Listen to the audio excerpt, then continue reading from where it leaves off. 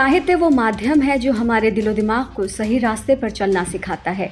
ये समझना ज़रूरी है कि हम किस प्रकार का साहित्य पढ़ें जिससे हमें सकारात्मकता का बोध हो। किसी भी भाषा में साहित्य हो, अगर वो हमें कुछ अच्छा देकर जा रहा है तो हमें उसके लेखक का शुक्रिया अदा करना चाहिए। भाषा और साहित्य की बात की जाए तो उर्दू और पंजाबी को अलग थलग नहीं किया जा सकता। इन दोनों ही ज़बानों ने हमें एक से बढ़कर एक शायर और लेखक दिए हैं। अल्लामा इकबाल, अमृता प्रीतम, फैज़ अहमद फैज़ से लेकर अनगिनत नाम। आज फैज़ की यौम पैदाइश पर हम बात करेंगे उनकी ज़िंदगी के बारे में, साथ ही मशहूर गज़लों और नज़मों के बारे में भी जो आज तक हर फनकार गुनगुनाता है। फैज़ अहमद फैज़ 13 फरवरी 1911 को पंजाब के सियालकोट ज़िले में एक चरवाहे के घर में पैदा हुए थे।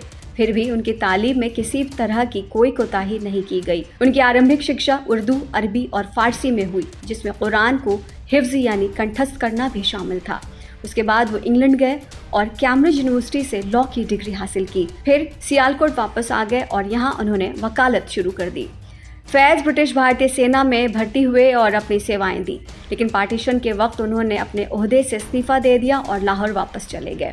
लाहौर वापस आने के बाद उन्होंने इमरोज़ और पाकिस्तान टाइम्स का संपादन किया। उनका क्रांतिकारी रवैया ही उनके किरदार का सबसे अहम हिस्सा था, जिसकी वजह से उन्हें कई बार जेल भी जाना पड़ा।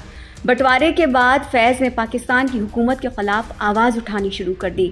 उन्होंने 1951 में लियाकत अली खान की सरकार के ख़िलाफ़ मोर्चा खोल दिया। उन पर तख्ता पलट की साजिश का आरोप लगा और 1951 से 1955 तक उन्हें जेल हो गई। 1955 में सज़ा पूरी करने के बाद वो जेल से वापस आए। हालांकि उनका लेखन जारी रहा और इसी बीच उन्हें देश से निकाल दिया गया।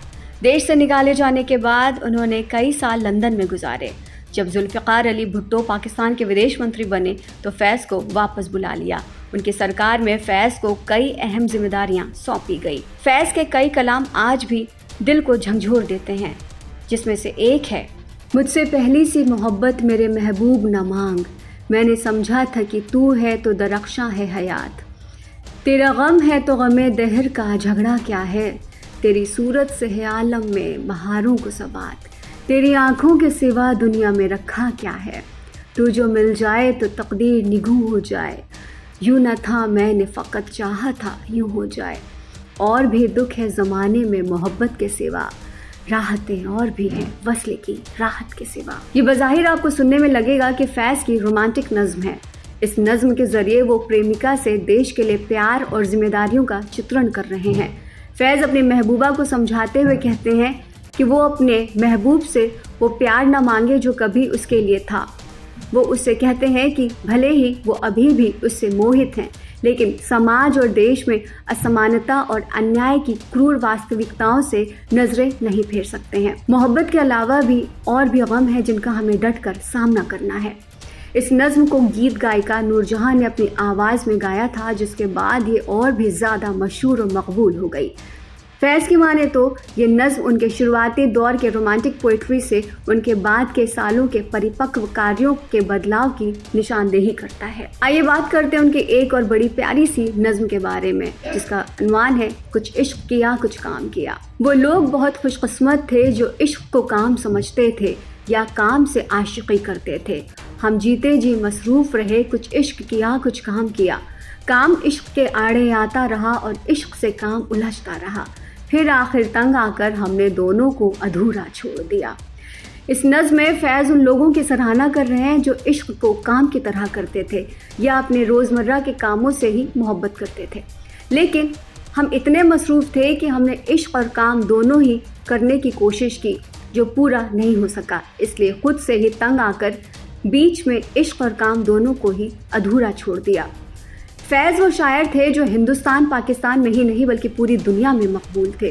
उनकी एक पंजाबी नज़्म की बात करें तो देखा जा सकता है कि प्रेमिका कितनी बेचैन है अपने प्रेमी के लिए। वो कहती है कि तेरी याद आती है तो आँखों से आंसू आते हैं, और जब तेरा जिक्र आता है तो चेहरे पर हंसी आती है।